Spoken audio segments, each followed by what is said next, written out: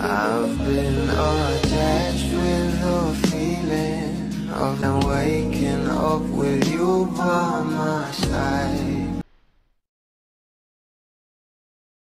Ba talaga ang dating ng chemistry ng ating Donnie at Bel Mariano na kung saan ayon pa nga sa kanilang mga co-artists ay real na real nga raw ito. Pero ito na nga guys, ang pag-uusapan natin ang mga behind the scene photos ng ating couple sa How to Spot a Red Flags na kung saan ay inilabas nga ito ng View PH at talaga namang itong ating Donnie ay may pa-abs pa nga rito at makikita nga rin ang bawat tinginan dito ng ating couple na kung saan ay talagang in love